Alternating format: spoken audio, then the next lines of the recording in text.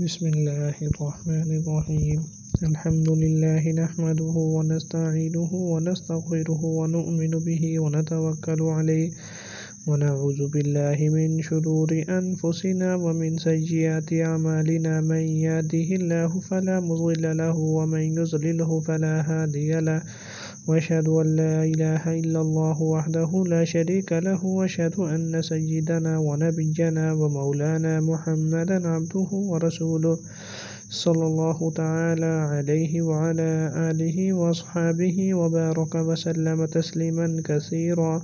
أما بعد فأعوذ بالله من الشيطان الرجيم. بسم الله الرحمن الرحيم.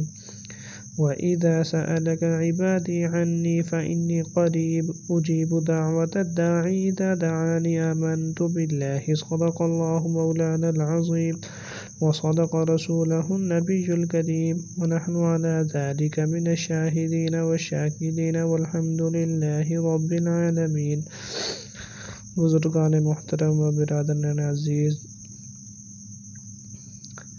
گزشتہ دن میں نے صبح کے وقت جو حضور اقدس صلی اللہ علیہ وسلم سے دعا کی طرف اشارہ ہے، ان میں سے ایک اور دعا یہ بھی ہے جو دعا نبی کریم صلی اللہ علیہ وسلم صبح کے وقت مانگا کرتے تھے. اور صبح کے وقت یہ دعا مانگا کرتے تھے: اللہم اجعل اول ھذا النہار صلاحا واوسطہ فلاحا وآخرہ نجاحا. اے اللہ، اس دن کے ابتدائی حصے کو میرے لیے نیکی کا ذریعہ بنا دیجیے، یعنی جب یہ دن شروع ہو تو میرے کسی نیک عمل سے شروع ہو اور دن کے اول حصے میں نیکی کروں. اے اللہ، دن کے درمیانی حصے کو میرے لیے فلاح بنا دیجیے، اور اے اللہ، دن کے آخری حصے کو میرے لیے کامیابی بنا دیجیے. اس دن کے اندر آپ نے دن کو 3 حصوں میں تقسیم فرما دیا. اس دعا کے اندر آپ نے دن کو 3 حصوں میں تقسیم فرما دیا، یعنی اے اللہ، دن کے ابتدائی حصے میں مجھے صالح اور نیک عمل کرنے کی توفیق ہو. اس کے ذریعے آپ نے امت کو یہ تعلیم دے دیا کہ تم دن کو اچھا گزارنا چاہتے ہو اور بہتر نتائج حاصل کرنا چاہتے ہو تو دن کے اول حصے کو نیک کاموں میں لگاؤ. اور آپ اس کی دعا بھی کر رہے ہیں کہ اللہ مجھے اس کی توفیق دیجیے کہ میں دن کے اول حصے کو نیک کام میں لگاؤں، کیونکہ مجھے معلوم ہے، آپ کی سنت یہ ہے کہ جو بندہ دن کے اول حصے کو نیک کاموں میں لگائے گا تو آپ اس کا دن اچھا گزروائیں گے. اسی وجہ سے بستر سے اٹھنے کے بعد پہلا فریضہ اللہ تعالیٰ نے یہ عائد فرمایا ہے کہ نماز فجر کے لیے آ جاؤ. یہ تو فرض ہے. اس کے بعد فرمایا جب سورج طلوع ہو کر تھوڑا سا بلند ہو جائے تو اس وقت اشراق کی 2 رکعت ادا کر لو. یہ فرض نہیں، واجب نہیں، سنت مؤکدہ بھی نہیں، بلکہ نفلی نماز ہے. لیکن اس نفلی نماز کے بارے میں حضور اقدس صلی اللہ علیہ وسلم نے ارشاد فرمایا کہ اللہ تعالیٰ اپنے بندے سے فرماتے ہیں: یا ابن آدم، تو اول دن میں میرے لیے 2 رکعتیں پڑھ لیا کر تو میں تیرے لیے دن کے آخر تک حامی اور مددگار رہوں گا. اس لیے حضور اقدس صلی اللہ علیہ وسلم یہ دعا فرما رہے ہیں کہ اللہ میرے دن کے آغاز کو نیک عمل کا حصہ بنا دیجیے کہ مجھے اس میں نیک عمل کی توفیق ہو جائے تاکہ سارا دن اللہ تعالیٰ کی حمایت اور نصرت میں میرے ساتھ رہے. اس دعا کے ذریعے امت مسلمہ کو یہ ترغیب دے دی کہ دن کے اول حصے کو رجوع اللہ میں صرف کرو. فجر کی نماز تو پڑھنی ہی ہے، لیکن اس کے بعد کچھ اشراق کے نفل پڑھ لو، کچھ قرآن کریم کی تلاوت کر لو اور کچھ ذکر اذکار کر لو، تسبیحات دعائیں کر لو. یوں تو اللہ تعالیٰ کا ذکر جس وقت بھی کی جائے فضیلت کی چیز ہے، لیکن صبح کے وقت کے ذکر میں اللہ تعالیٰ نے بڑی خصوصیت رکھی ہے. حضرت ڈاکٹر عبدالحی رحمۃ اللہ علیہ فرمایا کرتے تھے کہ اللہ تعالیٰ نے صبح کے وقت کو ایسا بنایا ہے کہ اس وقت کائنات کی ہر چیز میں نئی زندگی آتی ہے. سوئے ہوئے لوگ بیدار ہوتے ہیں، کلیاں چٹکتی ہیں، غنچے کھلتے ہیں، پھول کھلتے ہیں، پرندے جاگتے ہیں، اللہ تعالیٰ کا ذکر کرتے ہیں.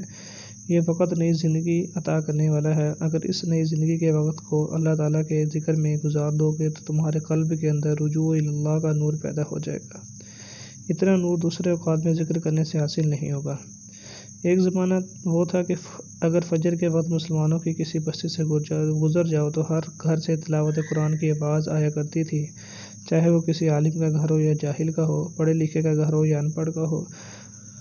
بچپن کا وہ دور جب سارے گھروں سے صبح کے وقت تلاوت کی آوازیں بلند ہوتی تھیں اور اس کے نتیجے معاشرے کے اندر ایک نورانیت محسوس ہوتی تھی، لیکن اب افسوس یہ ہے کہ اگر مسلمانوں کی بستیوں سے گزرو تو تلاوت کی آواز آنے کے بجائے فلمی گانوں کی آواز آتی ہے۔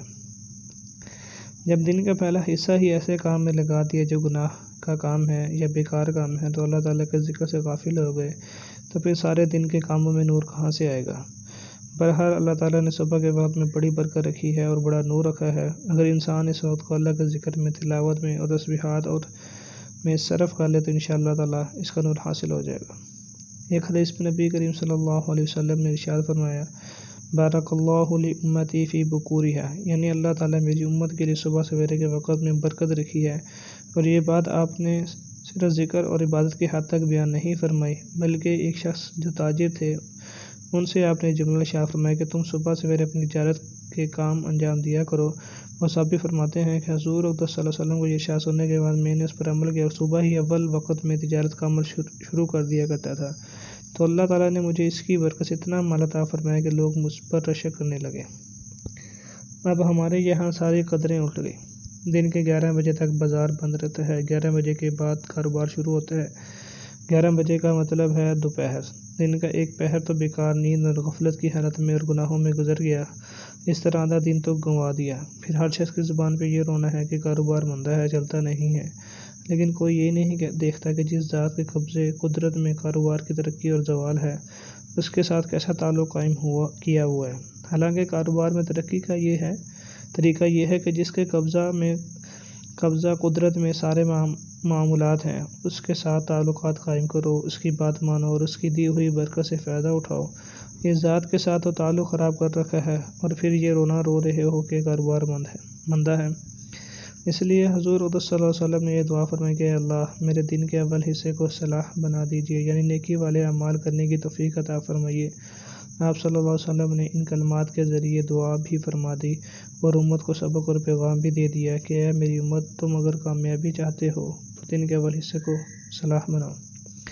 اگر فرمایا کہ اللہ اس دن کے بیچ کے حصے کو فلاح بنا دیجیے، یعنی میں اس دن میں وہ کام کروں جو میرے لیے فلاح کے ہیں، اور اے اللہ اس دن کے آخری حصے کو میرے لیے نجاح یعنی کامیابی بنا دیجیے، یعنی جب میں دن کی جدوجہد کے بعد شام کے وقت گھر میں داخل ہوں تو میں پوری طرح کامیاب ہو کر جاؤں اور مطمئن ہو کر جاؤں کہ آج کا دن میں نے صحیح مسار پر لگایا ہے اور اس کا صحیح نتیجہ مجھے حاصل ہوا ہے۔ اگر یہ دعا قبول ہو جائے تو سب کچھ حاصل ہو جائے۔ اللہ تعالیٰ ہم سب کو یہ دعائیں کرنے کی بھی توفیق عطا فرمائے اور یہ دعائیں قبول بھی فرمائے۔